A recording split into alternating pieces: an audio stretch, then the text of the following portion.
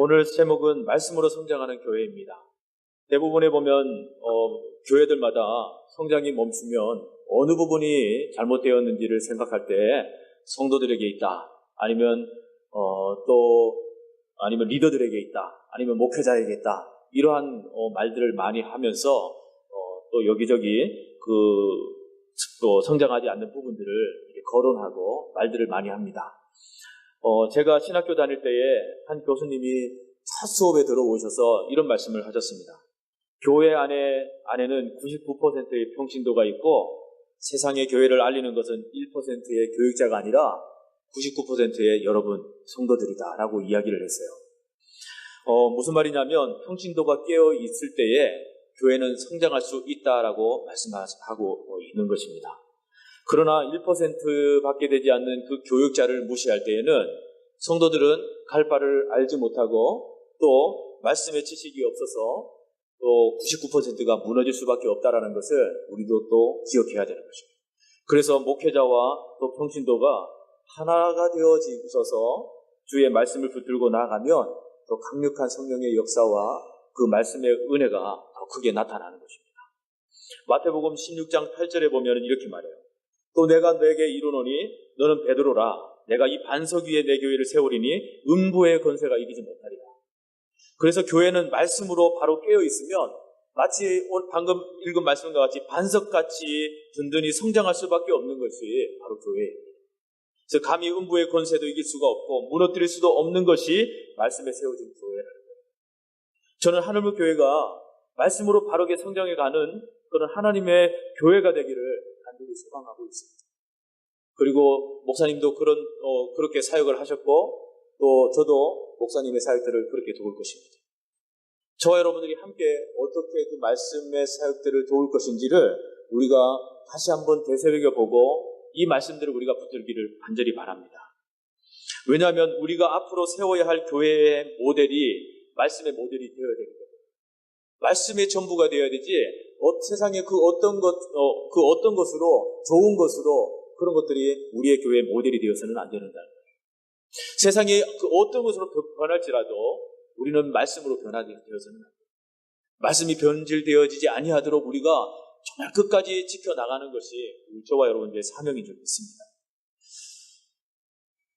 오늘 본문의 말씀을 드리기 전에 저는 성경에 나오는 교회들의 그 상황들을 이렇게 말씀을 드리면서 건강한 교회와 허약한 교회가 무엇인지를 우리가 한번 살펴보고 좀 본문으로 이렇게 접근하고자 합니다.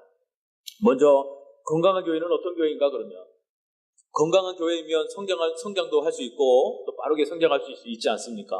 그렇다면 건강한 교회는 어떤 교회인가? 그 말씀에 보면은 사도행전 4장에 보면 예루살렘 교회에 대해서 말씀을 하고 있습니다. 예루살렘 교회에 보면은 7절에 보면은 우리가 하나님의 말씀이 점점 왕성하여 예루살렘에 있는 제자의 수가 더 심히 많아지고 거대한 제사장의 무리도 이 도에 복종하니라고 그렇게 말했잖아요.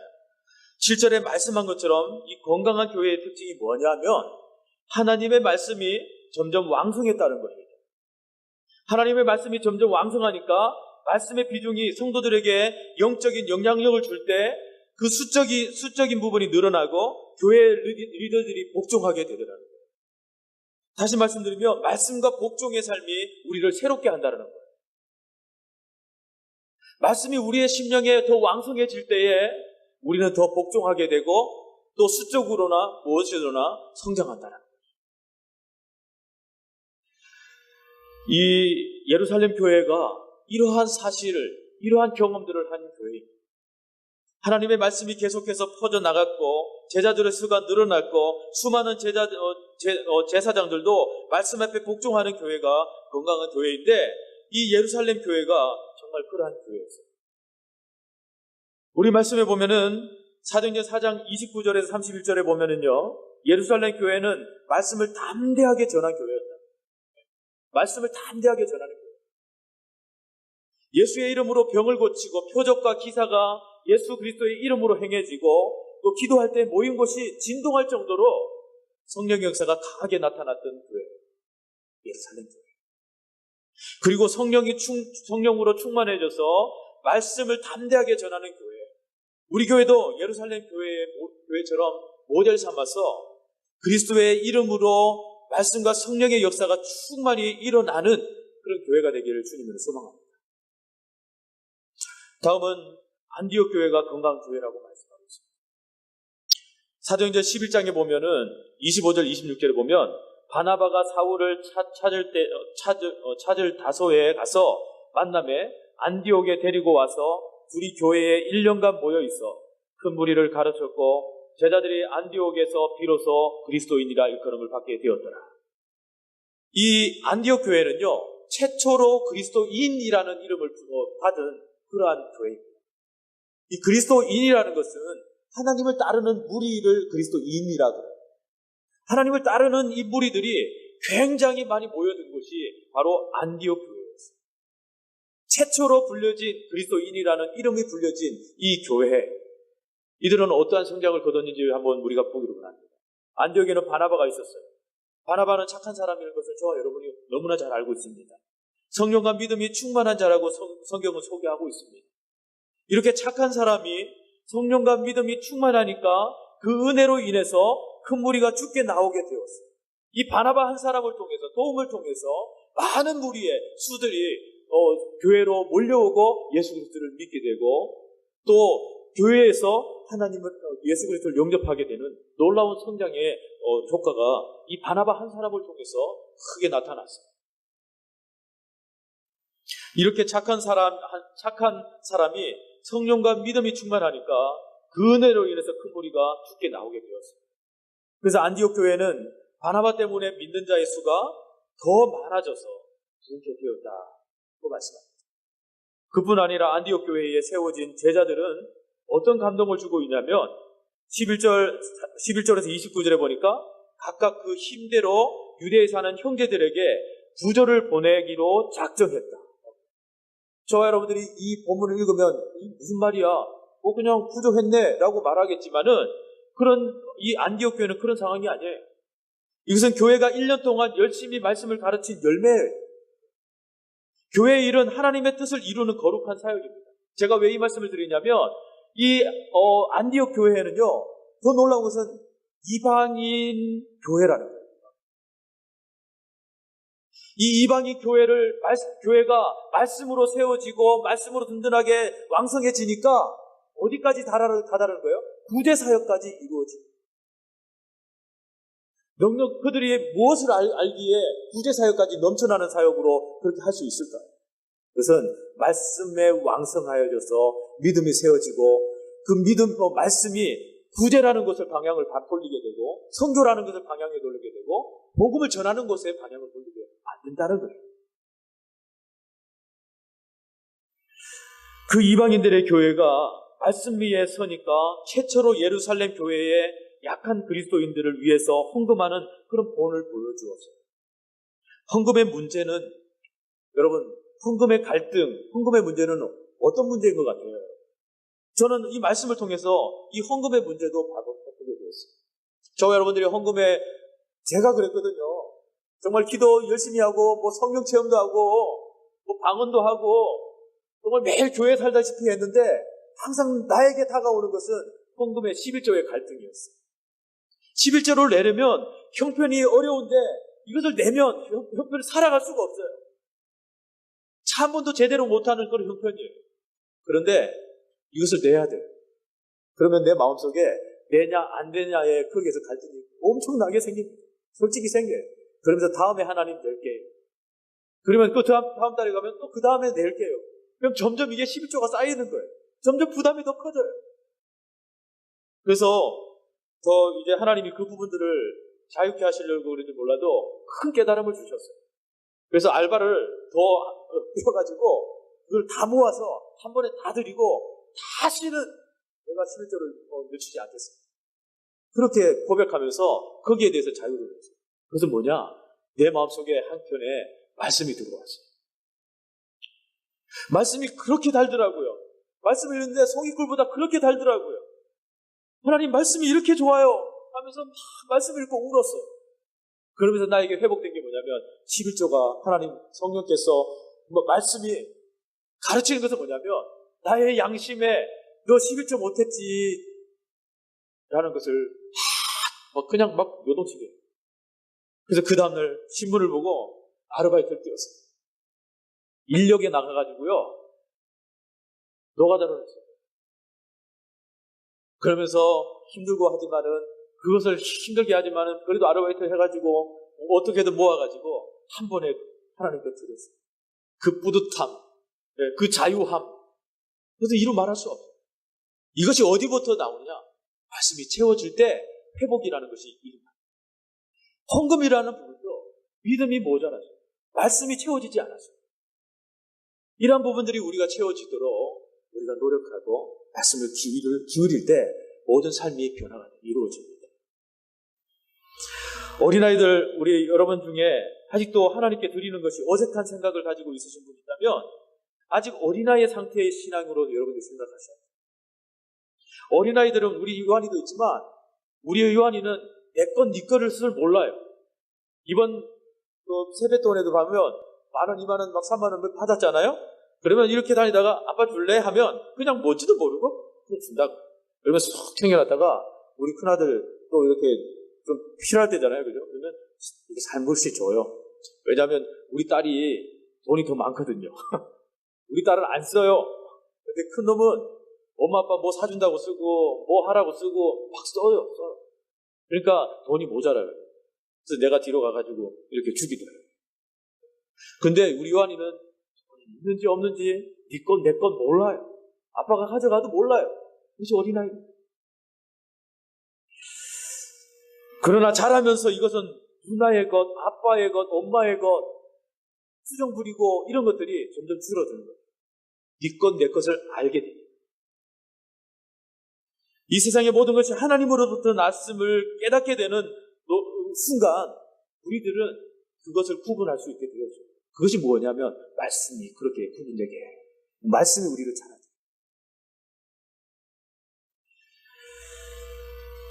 그렇다면 반대로 허약한 교회는 어떤 교회인가? 허약한 교회. 계시록 2장의 말씀에 보면 버가모 교회가 나옵니다. 이 버가모 교회는 허약한 교회라고 말씀하고 있어요. 버가모 교회는 로마의 아시아 가운데 공식적인 수도입니다. 그런데 그래서 황제 숭배나 이방신의 중심 역할을 하는 지역이 바로 버가모 지역입니다. 그래서 계시록 2장 13절에 보면은 무엇이라고 표현하냐면 이 버가모 지역을 사단의 위, 우리 내장 위 있죠, 위. 그러니까 사단의 위라고 표현하고 있어요. 이 사단의 위가 뭐예요? 위라는 것은 모든 음식물이 들어가서 어디로 모이는 거예요? 위로 다 모여서 위가 소화를 시킨 다음에 소장으로 뭐 이렇게 다 장기로 내려보내서 영양분을 다 흡수시키게끔 그렇게 하는 것 아닙니까? 총 모여 있는 것이 바로 여기 위라는 말이에요. 위란 말이죠. 근데 이 모든 위에 모여 있는 것처럼 그 모든 우상 숭배나 사단의 모든 지저분한 모든 것들이 어디에 모여 있는 거예요? 버가모 지역에 모여 있는 거예요. 우상이나 모든 타락적인 모든 부분들이 여기에 중심적으로 사단의 위라고 표현한 것처럼 거기에 다 몰려 있는 거예요. 이것이 바로 버가모 교회가 그 지역에 속한 교회였어요. 그러니까 거기에서 신앙을 이겨나가고 버텨나가려면 어떤 힘이 있어야 될까요, 여러분? 얼마나 힘들까요? 그죠?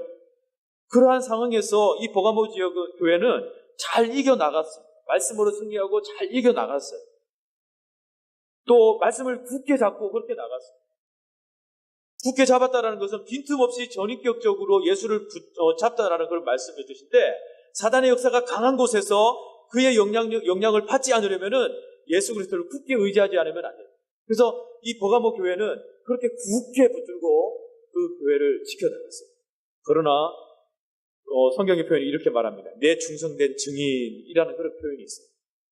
이 내 충성된 증인이라는 칭찬을 들을 정도로 믿음을 인정받은 이 버가모 교회도 발람의 교훈을 지켜야 될 상황이 이르렀습니다. 이 발람의 교훈을 지키는 자들이 생기면서 교회는 연약한 교회로 갑자기 전락해버리고 말았어요. 발람이라는 술사가 모압 왕 발락의 사주를 받아서 이스라엘 백성을 사주하려고 합니다. 그래서 모압 여인들을 동원해서 이스라엘 백성들에게 음행을 유도하고 우상 숭배를 하게 했어요. 근데 우리가 단순하게 생각하는 우상숭배가 아니에요, 여기서는. 우상숭배한 그 모든 재물들을 먹고 또 여사제와 성관계를 맺는 그런 행위까지에 다다르게 하는 그러한 죄들이 이 속에 있었어요. 얼마든지 이 사단의 위라는 이 버가모 지역에는 얼마든지 그것이 가능한 지역이에요. 눈만 돌리면은 얼마든지 빠져들 수 있는 그런 곳이에요. 결국에는 그것을 통해서 이들은 이 우상에 취하고 우상의 음식을 먹고 또 사제와 성관계를 하면서 그렇게 종교적인 의식으로 그렇게 착각하고 생활하는 그러한 곳에 빠졌다는 것이죠. 여러분, 우리는 이 사실 앞에서 사단의 전략이 얼마나 집요한지를 우리가 깨달을 수 있기를 바랍니다. 사단은 저와 여러분을 유혹해서 세상의 좋은 곳으로 유혹한 다음에 세상적으로 마음을 열어놓게 하고요, 세상과 신앙을 동시에 받아들여서 모든 것을 타협하며 적당하게 살아가도록 하는 그런 전략들을 세우고 있어요. 이것이 우리 믿는 자들이 이겨야 할 큰 숙제예요. 그리스도인이 싸워야 할 영적 전쟁입니다. 어제도 학생들과 2시간, 3시간 동안 전화하고 신방을 이렇게 하면서 느낀 것은 뭐냐면, 우리 세대들이 너무 쉽게 세상과 타협점을 찾고 있다는 거예요. 세상의 중심을 두고 세상의 것으로 교회의 시간이 될지 모르겠어요. 무엇이 될지 모르겠어요. 글쎄요, 내일 교회 나갈지 모르겠어요. 이 세상을 붙들고 이 시간들을 조정하는 그들을 보면서 참 사단이 이러한 부분에서 이 젊은이들을 이렇게 자유하지 못하게 만드는 거예요. 아니면 회사가 이 모든 부분들을 이렇게 또 중심으로 바꿀 수가 있어요. 그러나 이런 것들에 대해서 우리가 자유할 부분들입니다. 교회 중심으로 회사도, 교회 중심으로 모든 시간표들이, 그렇게 계획들이 짜져야 되는 것이지, 세상 것으로 먼저 내가 이렇게 나누는 그런 부분들이 있으면 우리는 곤란해지는 거예요. 세상의 중심을 붙들고 교회 일을 하려 하니까 모임도, 예배도, 말씀과 기도 생활, 모든 것들이 장애가 되어서 너무나 마음들이 괴로운 것입니다. 세상 중심을 버리면 되는데 그것을 못 버려요. 그리스도인으로서 담대해져야 할 이 믿음의 세상에 찌그러져서 괴로워하고 있습니다. 그러나 우리 모두가 버가모 교회가 행했던 그 첫사랑의 마음을 소유하고 말씀 대신 예수 그리스도를 굳게 의지하면서 지켜나갈 때에 건강한 교회로 성장하게 됩니다. 그렇다면 우리 교회는 어떤 연약함이 있는지 우리 한번 찾아볼 수 있기를 바랍니다. 그 문제들을 오늘 이 시간에 함께 생각할 수 있는 귀한 시간이 되시기를 바랍니다.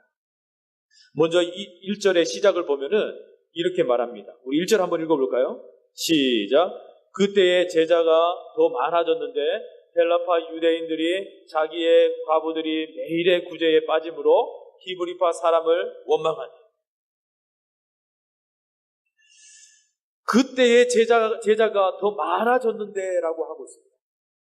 신학자들은 부흥의 수가 수천 명이라고 해석했고요. 아니면 또 다른 신학자들은 2,000에서 2,500명 정도가 될 정도로 불과 1, 2년이라는 짧은 기간에 큰 대형교회로 성장했다라고 말씀을 하고 있어요. 여기에서 숫자가 수천 명이든 몇만 명이든 중요한 것이 아니라 짧은 기간에 많은 사람들이 모이게 되었다는 것에 우리가 주목할 수가 있어요. 그렇다면 그 원인이 무엇이길래 1절의 시작에서 그때의 제자가 더 많아졌는데 라고 했습니다. 먼저 사도행전 5장을 우리가 살펴보면은 그 원인을 간단하게 분석할 수 있습니다. 이 당시 사도들과 대제사장 그리고 사도행전의 치열한 영적인 다툼이 이루어지고 있었을 때였어요. 사도들의 성령의 능력으로 표적을 일으키게 되자 이를 시기하는 대제사장들과 사두개인들이 옥에 가두었는데 밤에 주의 사자가 나타나서 옥문을 열고 성전에서 생명의 말씀을 다 백성에게 말하라고 하면서 지시를. 이제 복음 전하는 일에 하나님의 사자가 직접 나서서 옥문을 열어주면서 전도자들에게 힘이 되어주는 그러한 사건들을 우리가 보게 됩니다. 이제 더 이상 악의 세력들이 성령의 역사를 막을 수 없을 정도가 되었어요. 이 현장의 성령의 역사는 막으면 막을수록, 무력을 행하면 행할수록, 쓰면 쓸수록 더 강력하게 역사를 했고요. 말씀의 사역이 진행되어져 갔습니다. 이와 같이 사두개인 또한 성령의 역사가 전도자들에게 일어날수록 이들 또한 더 잔인하게 말씀 사역에 방해를 했어요. 그러나 그 진행을 저지하는 대신에 오히려 불난집에 부채질하는 꼴이 되어버렸어요. 제사장들과 서기관들은 이것을 보고 마음을 더 초조해집니다. 결국 사두개인들은 더 이상 화를 참지 못하고 이제는 사도들을 죽이려고까지 해요. 더 이상 사도들은 살아남을 방법이 없습니다. 여기서 벗어날 방법이 없어요. 최고 육신의 고통인 목숨을 내어놓아야 할 상황에 놓이게 된 겁니다. 여러분, 이렇게 더 이상 갈 데 없는 절벽 같은 상황에 성령 하나님은 어떻게 도와주실까요? 이런 사도들을 어떻게 도와주실까요? 칼이 목에 와닿아 있는 이들에게 성령 하나님은 어떻게 도와주실까요? 그들은 절대 꺾이지 않을 자들입니다. 꺾이지 않으면 이들은 목숨을 이렇게 건지지 못하는 그런 상황에 놓이게 되었습니다. 그런 상황에서 성령 하나님은 어떻게 역사하십니까? 나의 어려운 상황, 나의 어려운 처지, 절벽 같은 상황에 있는 우리들의 성령 하나님은 어떻게 역사하십니까? 그 부분에 여러분들 말씀을 통해서 우리가 답을 찾을 수 있기를 바라요. 그때 34절에 말해요, 여러분. 바리새인이며 율법 교사로 모든 백성에게 존경을 받았던 가말리엘이 이렇게 말합니다. 이 가말리엘이 나타나서 사도들을 밖으로 내어보내고 이스라엘 사람들에게 변론을 하고자 합니다. 가말리엘은 사도 바울의 스승이었어요. 이렇게 그가 변론한 이유는 복음의 호의적인 태도를 가졌다라기보다 아마도 사도들이 율법을 크게 어긴 일이 없기 때문에 이 사건을 상식적이고 공정하게 처리하려고 한 것 같습니다. 그렇다면 가말리엘이 어떻게 이스라엘 백성들을 변호했는지 보면 38절 39절에 말합니다. 이제 내가 너에게 말하노니 이 사람을 상관하지 말고 버려두라. 이 사상과 이 소행이 사람으로부터 났으면 무너질 것이고 만일 하나님께로부터 났으면 너희가 그들을 무너뜨릴 수 없겠고 도리어 하나님을 대적하는 자가 될까 하노라. 우리 뒤에 말씀과 같이 이렇게 말씀 고백을 합니다. 이렇게 가말리엘의 말을 옳게 생각한 공회는 그의 조언을 따랐어요. 그 후 40대에서 다만 39대의 매를 맞고 예수님의 이름으로 말하는 것을 금지시켰는데 사도들은 채찍을 당하면서도 풀려났지만은 이러한 사실들, 예수 복음 전하는 사실들을 멈추지 않았어요. 사도들은 공개적인 성전에서나 비공개적인 가정에서 예수님을 그리스도라고 선포하고 가르치기를 계속 전했어요. 산업적인 공회의 채찍질과 금지 명령에도 불구하고 사도들은 사람보다 하나님께 순종하는 것이 마땅하다고 여기고 복음을 전파했습니다. 이제 본문을 들어와서 예루살렘 교회의 문제와 그 해결책인 교회 성장의 원인이 무엇인지를 한번 살펴봅시다. 1절에 초대교회의 연합을 위협하는 내부적인 문제는 오늘 어떤 문제예요, 여러분? 헬라파 유대인들과 히브리파 사람들과의 갈등이었어요. 갈등의 문제입니다. 히브리파 사람들과의 갈등인데 1절 말씀을 보니까 초대교회의 연합을 위협하는 내부적인 문제가 헬라파 유대인들과 히브리파 사람들의 갈등의 문제인데 헬라파 유대인들이란 디아스포라 출신들입니다. 그런데 헬라어를 할 줄 아는 그런 유대인들을 말합니다. 그런데 아람어를 또 이들은 대신에 아람어를 배울 기회가 전혀 없었어요. 그래서 아람어를 사용할 수가 없습니다. 이들은 예루살렘에서 소수의 인원이었습니다. 반면에 히브리파 사람들은 주로 아람어를 사용하는 자들이었고 팔레스타인 토박이들이에요. 그런데 헬라파 유대인들의 소수의 과부들이 매일 구제하는 데에 빠지는 일이 발생을 했어요. 그러니까 여기에 말하는 구제는 음식을 주거나 돈을 주는 일을 하는 것인데 거기에 헬라파 유대인들이 소수의 인원들이 빠져 있다는 거예요. 자꾸 빠뜨리고 이렇게 구제의 일들을 해주지 않는 거예요. 이 일로 헬라파 유대인들은 히브리파 사람들을 원망하기 시작합니다. 원망하다라는 동사는요, 공기모스라는 그런 원어인데 누가복음과 사도행전 전체를 통틀어서 이곳에만 단 하나에 사용하고 있는 단어입니다. 이 단어가 우리 어디에서 보냐면 흔히 볼 수 있는 것은 이 광야 생활에서 이스라엘 백성들이 원망할 때 공기모스, 원망하다라는 원망하는 그 이스라엘 백성들과 같은 그런 원망이 여기에 담겨져 있습니다. 그 상황과 똑같은 그런 용어들을 사용하고 있습니다.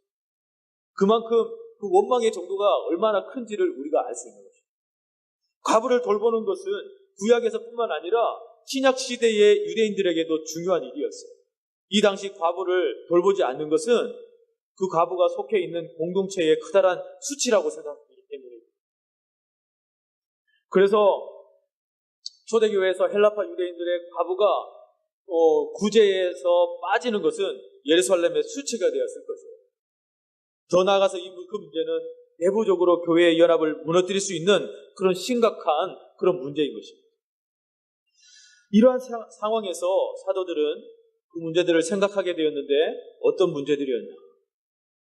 우리 하나님의 말씀을 제쳐 놓았을 때의 문제였어요. 우리 2절 한번 말씀을 볼까요? 시작. 12사도가 모든 제자를 불러 이르되 우리가 하나님의 말씀을 제쳐 놓고 접대를 일삼는 것이 마땅하지 아니하다. 이들이 구제를 하고 어떤 일은 다 괜찮아요. 그런데 말씀을 제쳐 놓았을 때에 이들에게 문제가 생깁니다.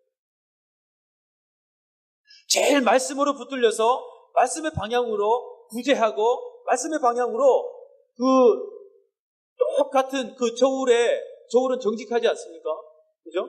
그 저울과 같은 정직한 그러한 구제를 할 수 있는 것도 말씀의 저울로 모든 것들이 이루어지면 되는 것인데 이들이 말씀을 제쳐 놓았을 때의 문제들이 생깁니다.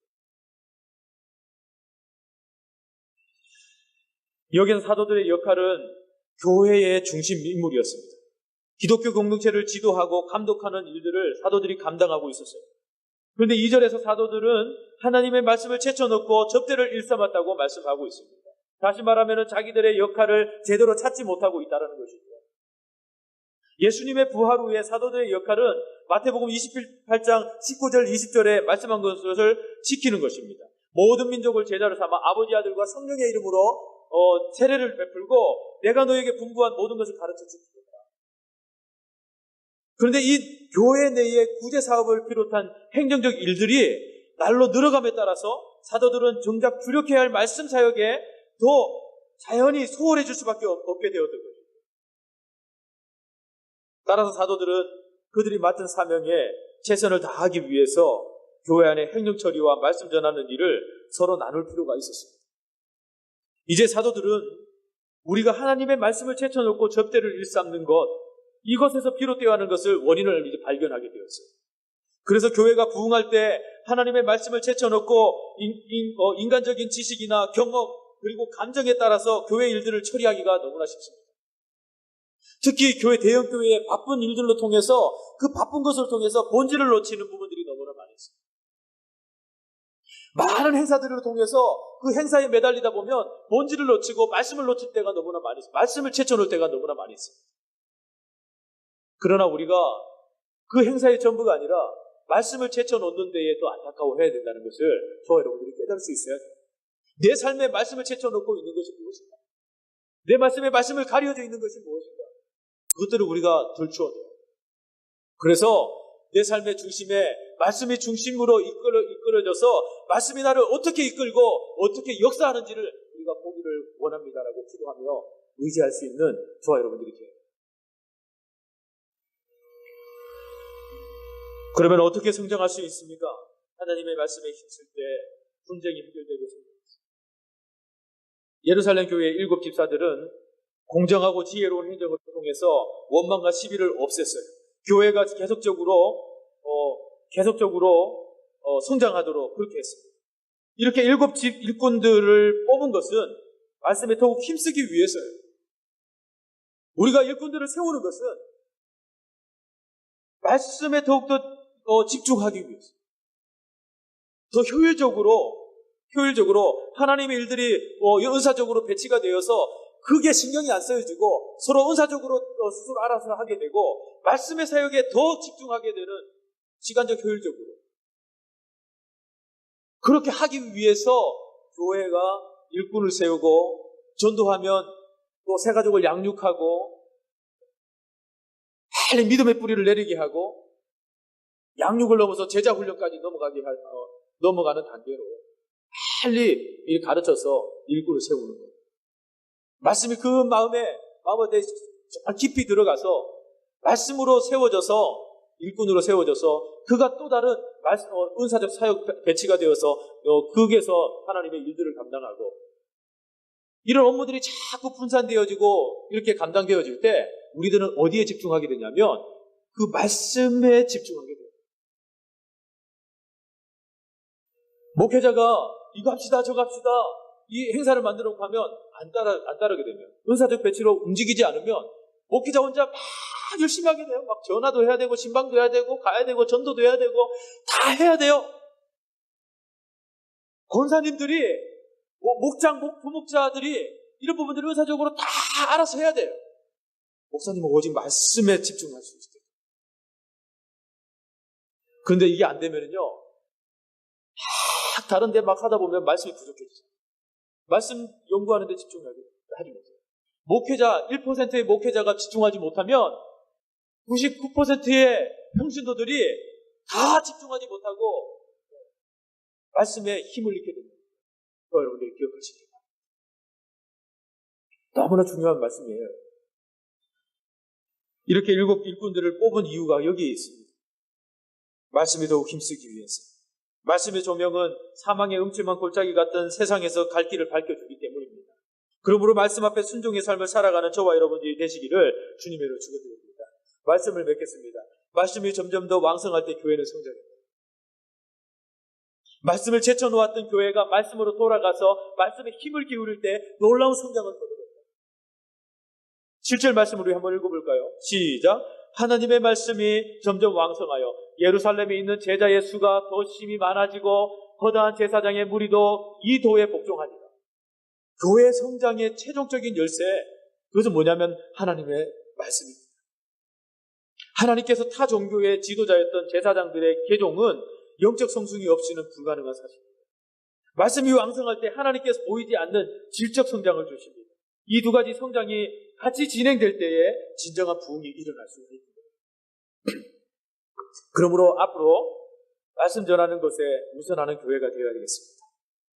좋은 교회, 건강한 교회는 전도와 선교로서 반드시 성장할 수밖에 없어요. 정지는 죽음을 의미합니다. 멈춰있는 것은 죽음을 의미해요. 계속적인 말씀을 통한 성장만이 살아있는 교회의 모습입니다. 계속 말씀이 퍼져지고 말씀을 받아들이고 말씀대로 살려고 하는 그러한 몸부림들이 있을 때 교회는 살아있습니다. 그 교회는 살아있다라고 말씀합니다. 예루살렘 교인들은 마음을 같이하여 전혀 기도에 힘쓰고 마음을 같이하여 성전에 모이기를 힘썼습니다. 이제 우리 교회도 예루살렘 교회들 같이 기도와 성전에 모여 말씀 듣기를 힘써서 하나님이 주시는 큰 축복을 누리는 저와 여러분이 될 수 있기를 주님 이름으로 축원드립니다.